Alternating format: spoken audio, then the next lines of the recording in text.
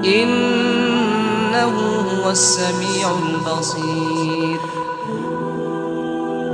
پاک ہے وہ ذات جس نے اپنے بندے کو راتوں رات مسجد حرام سے مسجد اقصی تک کی سیر کرائی، جس کے گرد ہم نے برکت دے رکھی ہے تاکہ اسے ہم اپنی نشانیاں دکھائیں۔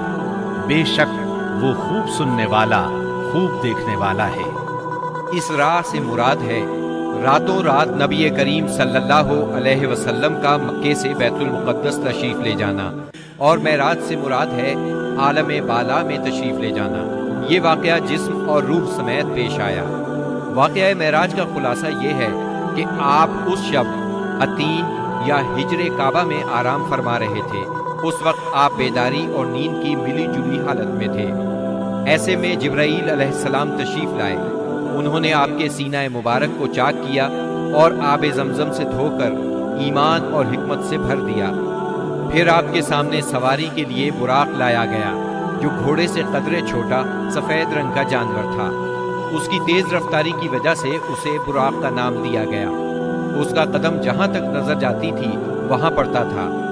اس پر سوار ہو کر آپ بیت المقدس تشریف لے گئے، مسجد اقصی میں داخل ہوئے، 2 رکعت نماز ادا کی، اس میں تمام انبیاء کی امامت کرائی۔ پھر جبرائیل علیہ السلام آپ کے پاس 2 برتن لائے، ایک میں شراب تھی، دوسرے میں دودھ۔ آپ نے دودھ پسند فرمایا۔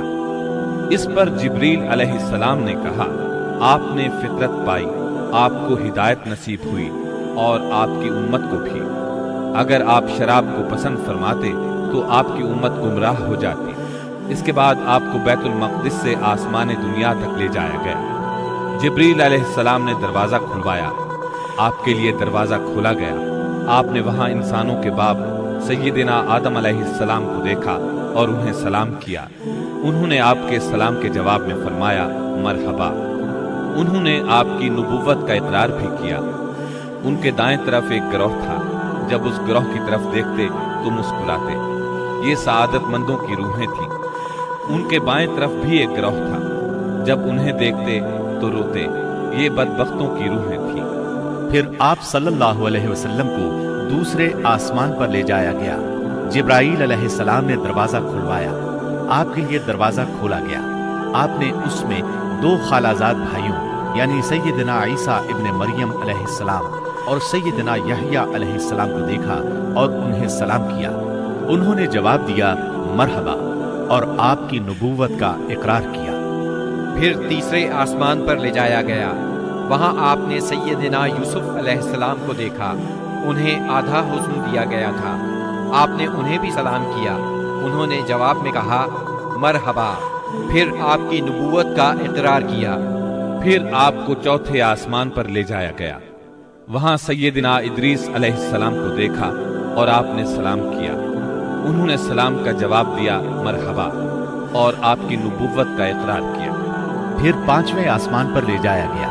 وہاں سیدنا ہارون علیہ السلام کو دیکھا اور انہیں سلام کیا۔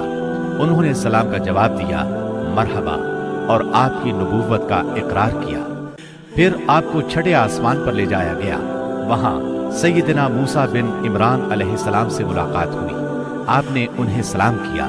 انہوں نے جواب میں کہا مرحبا اور آپ کی نبوت کا اقرار کیا۔ اس کے بعد آپ کو 7ویں آسمان پر لے جایا گیا۔ وہاں آپ کی ملاقات ابراہیم علیہ السلام سے ہوئی۔ آپ نے انہیں سلام کیا۔ جواب میں انہوں نے کہا مرحبا اور آپ کی نبوت کا اقرار کیا۔ وہ اپنی پشت بیت معمور سے لگائے ہوئے تھے، جس میں روزانہ 70,000 فرشتے داخل ہوتے ہیں، اور وہاں ان کے پلٹنے کی باری نہیں آتی۔ پھر آپ کو سدرۃ المنتہا تک لے جایا گیا۔ اس کے پتے ہاتھی کے کان جیسے اور پھل بڑے کونڈوں یا ٹھیلوں جیسے تھے۔ پھر اس پر سونے کے پتنگے چھا گئے، اور اللہ کے حکم سے جو کچھ چھانا تھا چھا گیا۔ اس سے وہ سدرہ یعنی بیری کا درخت تبدیل ہو کر اتنا خوبصورت ہو گیا کہ اللہ کی کوئی مخلوق اس کا حسن بیان کرنے کی تاب نہیں رکھتی۔ پھر آپ کو جبار جل جلالہ کے حضور لے جایا گیا، اور آپ باری تعالیٰ کے اتنے قریب ہو گئے کہ 2 کمانوں کے برابر یا اس سے بھی کم فاصلہ رہ گیا۔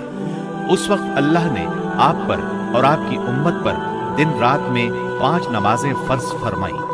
اس میں شک نہیں کہ نماز اعلان نبوت کے ساتھ ہی فرض ہو گئی تھی، مگر اس وقت صرف فجر اور عصر کی 2 نمازیں فرض ہوئی تھی۔ چنانچہ آپ بھی 2 نمازیں ادا فرماتے رہے اور مسلمان ہونے والوں کو بھی 2 نمازوں ہی کی تعلیم دیتے رہے، یہاں تک کہ اس موقع پر 5 نمازیں فرض ہوئیں۔ عقیدہ توحید کے بعد نماز ہی اسلام کا وہ پہلا عظیم رکن ہے جو مسلمانوں پر سب سے پہلے فرض ہوتا ہے اور سب سے آخر تک فرض رہتا ہے۔ نماز کی فرضیت صحت و بیماری، خوشی و غمی، سفر و حضر اور خوف و خطر غرض کسی بھی حالت میں مسلمان سے ساقط نہیں ہوتی۔ موسم، جگہ کی تبدیلی اور کوئی بیماری ایسی نہیں جس میں مسلمان کو نماز کی معافی ہو۔ نبی اکرم صلی اللہ علیہ وسلم نے فرمایا، نماز میری آنکھوں کی ٹھنڈک اور دل کا سرور ہے۔ پھر اسی رات نبی صلی اللہ علیہ وسلم مکہ مکرمہ واپس تشریف لے آئے۔ صبح ہوئی اور آپ نے اپنی قوم کو ان بڑی بڑی نشانیوں کی خبر دی جو اللہ جل شانہ نے آپ کو دکھلائی تھی، تو قوم کے جھٹلانے اور تکالیف پہنچانے میں اور زیادہ شدت آ گئی۔ کسی نے تالیاں بجا کر آپ کا مذاق اڑایا تو کسی نے حیرت اور انکار کے انداز میں اپنے سر پر ہاتھ رکھ لیا۔ کچھ لوگ ابو بکر صدیق رضی اللہ عنہ کے پاس گئے اور تنزیہ انداز میں بولے، کچھ سنا تمہارے دوست محمد کیا کہہ رہے ہیں؟ سیدنا ابو بکر صدیق رضی اللہ عنہ نے پوچھا، انہوں نے کیا کہا ہے؟ جواب میں انہوں نے وہ سب کچھ دہرا دیا جو آپ نے بیان فرمایا تھا۔ اس پر سیدنا صدیق اکبر رضی اللہ عنہ نے فرمایا، اگر یہ باتیں آپ نے فرمائی ہیں تو بالکل سچ فرمائی ہیں۔ لوگوں نے کہا، گویا آپ ان کی تصدیق کرتے ہیں۔ جواب میں صدیق اکبر رضی اللہ عنہ نے عجیب بات فرمائی، کہنے لگے، میں تو اس سے بھی دور کی بات پر آپ کی تصدیق کرتا ہوں۔ آسمان سے صبح شام جو خبریں آتی ہیں میں ان میں بھی آپ کو سچا جانتا ہوں۔ ان کے اسی جواب پر ان کا لقب صدیق مشہور ہوا۔ ادھر کفار نے آپ کا امتحان لینے کا پروگرام بنایا۔ پوچھا، آپ بیت المقدس کے بارے میں تفصیل سے بتائیں۔ آپ نے اس سے قبل بیت المقدس کبھی نہیں دیکھا تھا، نہ معراج کے وقت آپ نے اس کی تفصیل ذہن میں بٹھائی تھی، لیکن اللہ نے آپ کے لیے اس کو روشن کر دیا اور آپ اس کی نشانیاں بتاتے چلے گئے۔ آپ نے ایک ایک دروازے اور ایک ایک جگہ کی تفصیل بیان فرما دی، اور وہ آپ کی کوئی بات جھٹلا نہ سکے، اس لیے کہ انہوں نے تو بارہا بیت المقدس دیکھا تھا۔ وہ صرف اتنا کہہ سکے، جہاں تک نشانیوں کا تعلق ہے وہ آپ نے درست بتائی ہے۔ پھر انہوں نے ایک قافلے کے بارے میں سوال کیا۔ وہ قافلہ ملک شام سے مکہ معظمہ کی طرف آ رہا تھا۔ آپ نے اس قافلے کے اونٹوں کی تعداد، قافلے کی دوسری تفصیل اور مکہ پہنچنے کا وقت اور جو اونٹ سب سے آگے آ رہا تھا اس کی مکمل خبر انہیں دے دی۔ پھر جو تفصیل آپ نے قافلے کی بیان فرمائی تھی وہ بالکل اسی کے مطابق مکہ معظمہ میں داخل ہوا، لیکن وہ ظالم پھر بھی آپ پر ایمان نہ لائے، اپنے کفر ہی پر ڈٹے رہے۔